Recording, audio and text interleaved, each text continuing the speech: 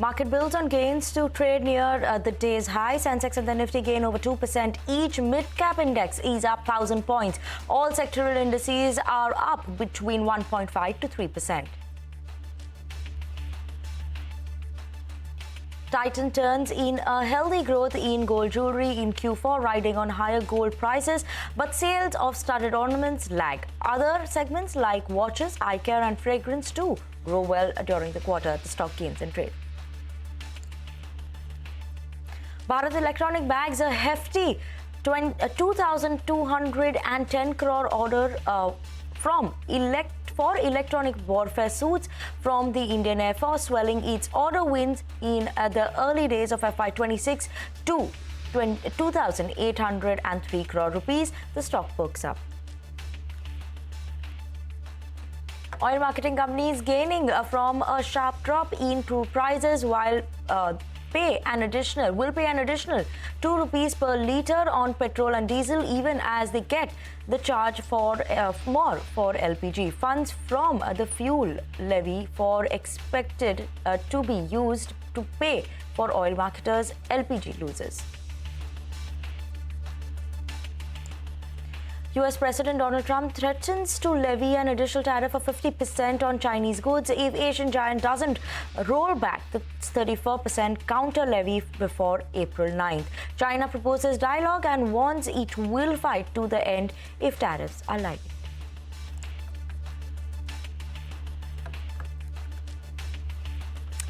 Hello, good afternoon. You're tuned into Business Lunch, coming live from CNBC-TV18 Motilal Oswal Studios. I'm Vinny Motiwala, and thank you so much, as always, for tuning in this afternoon. But a quick look at the markets, right? Today is a happy day coming in. From yesterday's fall, we saw that recovery coming in yesterday's last few minutes of the trading session. And today, we've seen green coming in on the screens. Nifty trading at the day's highest point as of now, 22,638, around that mark. 2.15% gain is what the Nifty is holding on to. Similarly for the Sensex as well, holding into gains of more than 2% at the day's highest point. Let's pull up the broader end of the market and what is that doing, because Nifty Midcap and Small Cap are also managing to hold on to good gains of more than 2% in today's trading session.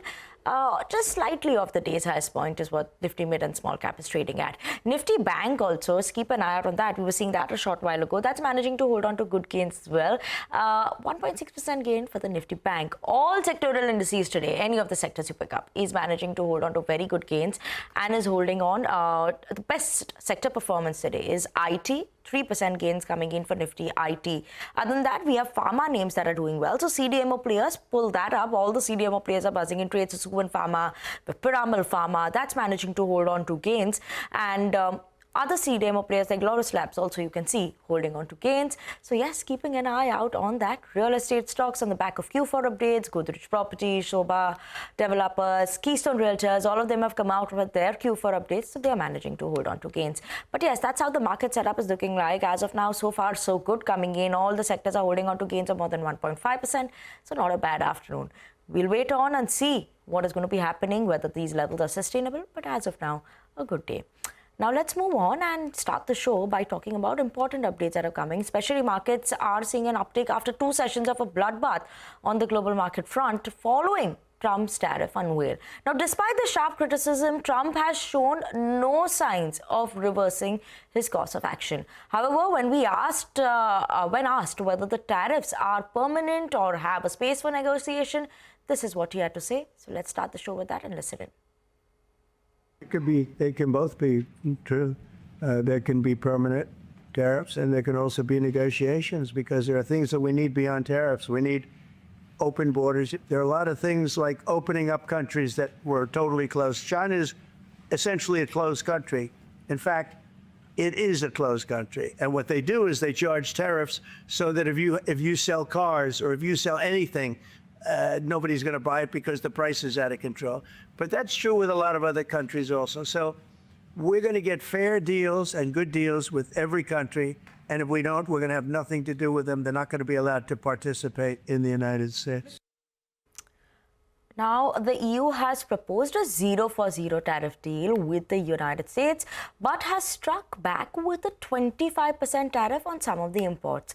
The bloc, which faces the tariffs between 20 to 25%, proposed its first retaliatory tariff of 25% on a range of these US imports. CNBC's Sylvia Amaro is joining you with us to give us more details on this front. Sylvia. No doubt that we're monitoring what the EU is saying when it comes to trade. On the one hand, they are preparing the retaliation measures as a response of the first round of measures that the United States imposed on European steel and aluminium. But at the same time, they are now discussing what other tariffs, what other countermeasures they can put in place as a result of the latest round of tariffs from the United States, what Donald Trump, the president of the United States, called the retaliation measures of 20%. So I know there's a lot of talk about tariffs and a lot of discussions around countermeasures, but it's important to keep in mind that there are several negotiations and several discussions taking place at this stage. Let's see what the EU member states will vote on. There's a vote on Wednesday to exactly discuss some of these countermeasures. But in the meantime, we have to take stock of what is already happening on the European economy. We have seen a lot of pressure on European equities, and that has also been the case for European banking. Absolutely. So that's the update coming in from EU. But Asian markets and Asian countries also have responded. Japanese market led to a rebound in Asia. This came in after Japan was actually urging Trump to rethink tariffs, while what China was saying that they will fight to the end after Trump threatens a 50% higher tariff. CNBC's JP Ong is bringing us more details on this front. Asian markets tried to mount a comeback on Tuesday, with equities showing varying degrees of hope and defiance. The day's outsized gainer in the region was the Nikkei 225 on hopes that Japan would be able to strike a trade deal with the U.S. in the coming weeks. Though Japanese Prime Minister Shigeru Ishiba urged U.S. President Donald Trump to rethink tariffs planned for the world's fourth largest economy, reports indicate that the United States will prioritize trade discussions with Japan, with Treasury Secretary Scott Bessent expected to lead negotiations. The hope for a possible deal lifted the Tokyo benchmark out of bear market territory as the Nikkei 225 surged 6% higher. Surprisingly, greater Chinese markets managed to keep their nose above water, despite Beijing striking a defiant tone against the U.S.'s tariff actions. Following President Trump's promise of more tariffs in response to China's decision to retaliate with 34% tariffs on American goods, China's Commerce Ministry vowed not to respond to what they called blackmail for the United States and that they will fight to the end. And while the Hang Seng in Hong Kong tries to find its footing, Chinese equities look stable and reports that state funds have stepped in to support Chinese stocks. Elsewhere, a bit more mixed among Asian markets. Though there were modest gains for South Korea's Kospi and Australia's ASX 200, Taiwan's TAIEX extended losses, falling into bear market territory today. The same happened in Indonesia, with the Jakarta Composite plunging after markets returned from an extended holiday. For CNBC International, I'm JP Ong. Okay, thank you so much for that. But while the full impact of US President Donald Trump's reciprocal tariffs are yet to be felt by the world, global experts have actually already begun to factor in this possible recession or a chance of a higher inflation that one would see. CNBC spoke to a host of experts to sense the mood of the market. Listen in. The president has decided the best way to get inflation and interest rates down is to take a recession. And, recessions tend to have certain recurring patterns to it. And I think we're heading to a recession. I would not be surprised to see elevated inflation over the next 5 months. I would not be surprised to see, and across every CO I talk to, we're starting to talk about a more fearful economy going on right now. And a lot of it is that fear. But I do believe this is going to be more short term. Once we understand the policies, once we become more accustomed to it. We have a lot of dry powder, and I talked about cash as a recommendation on Fed days for the past few Fed days, as much as 25 or 30% cash. I would not be deploying that cash yet. I think you're kind of in the middle innings of this thing, although certainly the market going down so much on Thursday and Friday, it's a little bit disconcerting that we don't have more of a bounce in the market. Also, let's listen into Ruchir Sharma, chairman of Rockefeller International, who's explaining how the rest of the world is starting to move despite the short-term impact of Trump's tariff. Obviously, global growth is going to take a hit, but I think that at the end of what's going on here, and something we've spoken about as well, is that the rest of the world is laser focused now on trading without America. So what's happening there is that they're sort of expediting their trade deals of trading with each other, as I've sort of written in the past as well, that if you look at the 10 fastest growing trade routes in the world, only 2 now involve America, 5 involves China and other countries. So the world is moving on, but obviously in the short term, everybody gets hit. But this is a very different kind of market reaction and even downturn that, as you know, that this time, even after the carnage in the international markets over the last couple of days, the US market has really underperformed, and the dollar, in fact, has weakened through this all. We went into this with the US being the most overhyped, overowned, and overvalued market in history relative to the rest of the world. That never before had so much capital flown to the US. 80% of all flows into the stock market globally went into just the US market this decade. So there's a lot of unwind of that which has to happen, and a lot of that capital came in unhedged, expecting the dollar to appreciate. So that's why, that was something that we discussed was the mother of all bubbles, and that bubble is now being pricked. But this credibility damage is going to last, and I suspect that over the next few years, the US stock market and US assets are going to underperform, no matter how this tariff drama is resolved. Now, UBS's chief economist Paul Donovan believes that tariff pressures could possibly put US into a recession. He adds that uncertainty around Trump's economic policies could help China portray itself as a reliable trade partner. Listen in. With regards to recession risks, those have clearly risen. There's no question about that. You've got a massive tax increase, you've got massive disruption and uncertainty coming through. Obviously, that's gone up. However, we do have to remember just how strong the economic foundation was at the start of this year. What is happening now is very destructive, but it's very destructive from a strong starting point. And that means that I think if we continue with the current policies, if the taxes on US consumers stay at these levels, a recession will happen in the United States. Maybe not globally, but in the United States. I think is in a position to take advantage of this, as is the EU and the UK and so on, because what we have, and I think this is important, this is not the 1930s. The 1930s, the famous 1930 Smoot-Hawley Tariff Act, started a global trade war. We don't have a global trade war. We have the US cutting off its own arm. This is an entirely US-focused situation. So the rest of the world can carry on trading. But of course, we have a big difference between China and the United States when we're talking about trading partners, that the United States has been a consumer, it's been raising its standard of living by consuming low-cost imported goods, whereas China is a producer. It runs a trade surplus.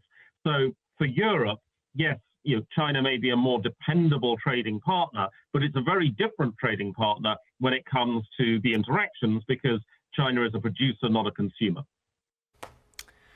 Let's also listen to some more views coming in on Trump tariff orders and the impact on global economies. The main thing is that this has dramatically raised the risk of a Smoot-Hawley type outcome. So Smoot-Hawley was 1930. Other countries retaliated, global trade collapsed, and the Great Depression was on. So I think that's really what has people worried about this. It doesn't have to work out that way, but this unilateral move, abrupt, is setting up a situation where you could get a dramatic downturn in the economy. So Wall Street is marking up its recession probabilities, and I think that's appropriate. I think this is probably executive overreach compared to what Congress. You can do things like this if you want, but you probably have to have Congress weigh in on that. The EU retaliates and China's retaliating, that's going to make a much weaker global economy. India, out of all the major economies around the world, is probably going to be least affected. And that means from a market perspective, ultimately could be a positive story. There's a few things going on here. I would say the first one is India is a very big economy, and it's a more domestic orientated economy. So from that perspective, it's less affected by tariffs and trade wars than many other Asian economies. Okay, on that note, we're going to take a very short break. When we return, we will continue our focus on the market and on stock-specific action, so don't go anywhere.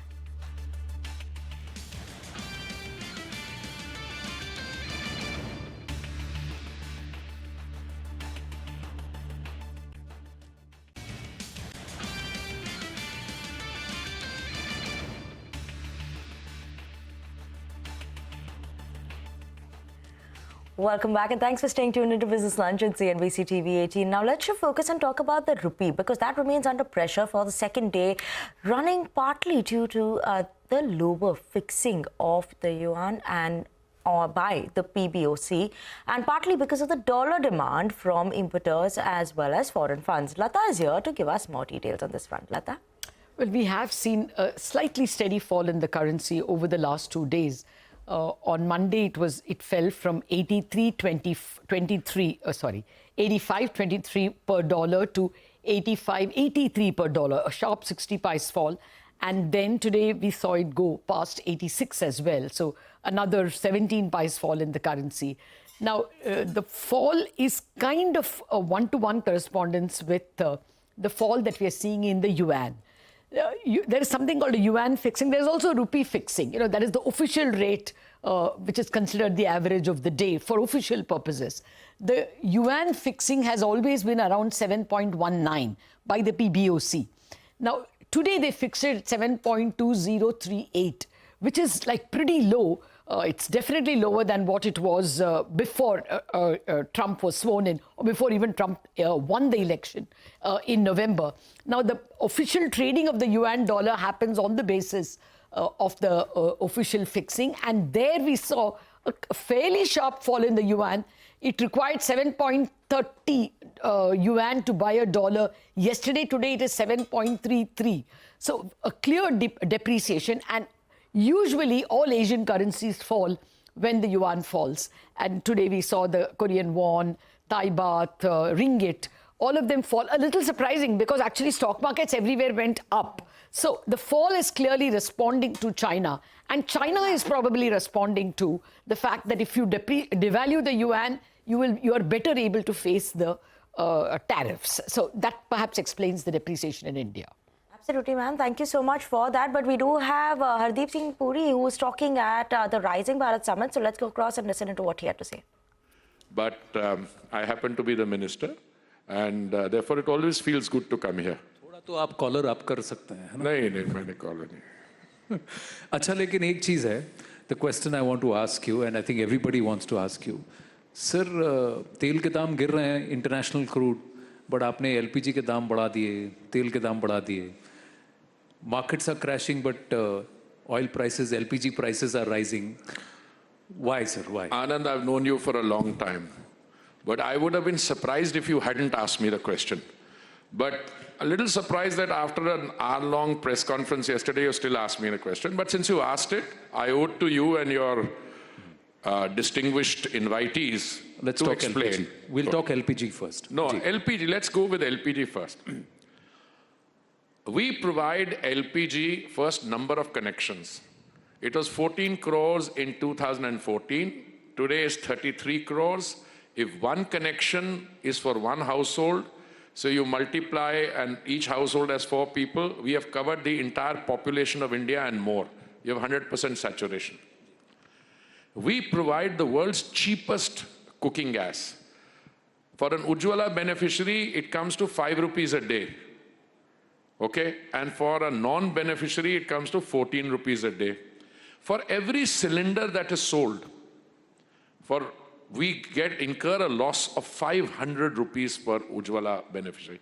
500 rupees. So there was a context in which it had to be done. We were in a particularly difficult environment. That is the environment in which we were providing 3 meals of dry ration in a day during the lockdown and pandemic. It's still continuing. But today, what happened as a result of the 503 rupees Ujjwala cylinder is that the companies which were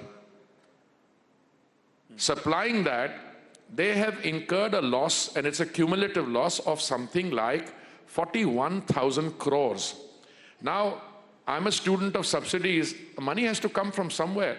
It doesn't grow on trees, as a former Prime Minister said. So what we've done is something very basic. The price of a cylinder has been raised by 50 rupees only, okay? Which means the cost to a family of 4, which is using those figures, it's marginal, all right? But we have also raised the excise duty on petrol and diesel by 2 rupees. Now, there was a big halla yesterday when they saw the finance ministry notification. We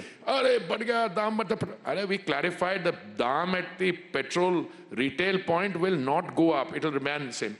What we'll do is we'll collect some resources which will help, because we are committed to those oil companies. When they last time they incurred a loss of 28,000 crores on gas, we compensated them by 22,000 crores. So this is to do that. Now you come to the second part of your question. Oil prices are coming down. Wonderful news. You know something? We spend something like $150 billion a year on oil imports. If the oil price is down 20%, which means we save 30% overall, $30 billion. That is the value of our exports. So it's good news. But all things good, my friend, have to be sustained. If the oil price today is 61.89 yesterday, I don't know what it is as of this morning because I've been in functions like this. Today we are carrying 45 days of reserves. The price in beginning January for oil was $83 a barrel. And if I take the average of the 45 days, it comes to something like $75 a barrel. Now, if the price goes even from 60 to 65 or more, yes, the oil marketing companies will have headroom to bring prices down. But it's a deregulated sector. I can't keep telling them, acha petrol or diesel pe bhi under recovery kar lo or gas pe bhi kar lo. But they are called very responsible corporate citizens. They're very good people. They helped us out on gas. We are compensating them. And petrol and diesel, let your red attire of the day signal that if the trend remains like this, yes, they will bring the prices down. But that's the criticism. The criticism is कि चाहे वो 100 रुपया barrel हो या 60 रुपया barrel हो, consumer 100 रुपया दे रहा है. नहीं 95 रुपए 100 रुपए दे रहा है. एक आप काम करिए, आपके पास बहुत रिसोर्सेज है, बहुत इन्फ्लुएंशियल चैनल है न्यूज़ 18. आप एक लिस्ट बनाइए कि सबसे ज्यादा हल्ला पेट्रोल और डीजल प्राइसेस पे कौन करता है, और मैं रिजल्ट आपको अभी बताता हूं. एक ऐसी आइडियोलॉजी के लोग हैं, एक पॉलिटिकल पार्टी है, मैं नाम नहीं लेता, उनकी 2-3 जगह शायद सरकार बची हुई है जहां पे वो नेशनल लेवल से 10-12 रुपए ज्यादा चार्ज करते हैं, और जब ये प्राइस की बात होती है सबसे ज्यादा हल्ला वो मचाते हैं. भाई साहब, बीजेपी रूल स्टेट्स में और उन स्टेट्स में 10-12 रुपए का फर्क है. अगर आप देखिए difference between Lucknow and non BJP state near by, 10 rupees difference. If you see between Assam and another non-BJP state closest to that, I didn't name West Bengal. I didn't name it, but proximity में देखो तो वही आती है. देखिए ये this is hypocrisy of the highest order. और ऐसा है जिनको कुछ चीज की समझ नहीं, अरे आप बात कर रहे हो. अब मैंने कहा भैया जो स्टॉक हमने लिया है 45 दिन का, उस पे वो that was not bought at 60. I think it's a very legitimate point to make when the stock which you are holding was bought at 60. आपकी दुकान में माल भरा हुआ है जो आपने 80 रुपए पे खरीदा है और कहा आप 60 रुपए हो गया, उसको लॉस में बेच दो, कैसे होगा? पर हरदीप जी, जब 100 तक दाम बढ़े थे तब भी ये 45 डेज का बफर था. उस वक्त तो उन्होंने स्टॉक 80 में लिया था, लेकिन प्राइस तो उस वक्त नहीं. और दूसरी बात, आप मुंबई का नाम नहीं ले रहे हैं. किसका? मुंबई, मध्य प्रदेश के भी नाम देखिए, तेल के दाम, तो वो भी वहां पर तो बीजेपी की सरकार है, वहां तो तेल के दाम कम नहीं हुए. नहीं, देखिए बीजेपी स्टेट्स में भी कम हुए हैं, कुछ ज्यादा, मध्य प्रदेश में भी ज्यादा था, कम हुआ है. बट हम थोड़ा ना स्टेट को बोलते हैं. अब देखिए मैं आपको 2 बहुत सिंपल इंडिकेटर्स बताता हूं. जब भी प्राइसेस इंटरनेशनल बढ़ जाते हैं, you have an option of to organise yourself. Yes, हमने कंज्यूमर को नहीं आने दिया, उनको कष्ट नहीं होने दिया. माननीय प्रधानमंत्री जी ने on 2 occasions, November 21, 2021 and May 2022, he reduced the excise duty on petrol and diesel by 16 rupees and 13 rupees. And then the BJP ruled state brought the VAT down. That's how it came down. So we took the hit in the central excise, number one.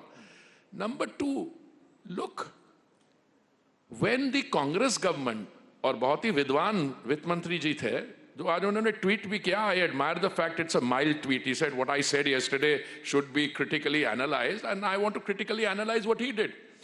जब दाम $128 पर barrel पहुंच गया, तो कांग्रेस सरकार ने क्या किया? उन्होंने कहा कि देखो अभी तो हमें कंज्यूमर को सस्ता देना है, तो हम ऑयल बॉन्ड्स फ्लोट करते हैं. और ऑयल बॉन्ड्स उन्होंने फ्लोट किए 1,40,000 करोड़ के. और आज इतने वर्ष बाद में, कितने 12, 13, 14 वर्ष हो गए, उसके बाद में we are paying back 3,10,000 crores. So this is also a very easy way that you take the debt and you get your grandchildren to pay it back. So I think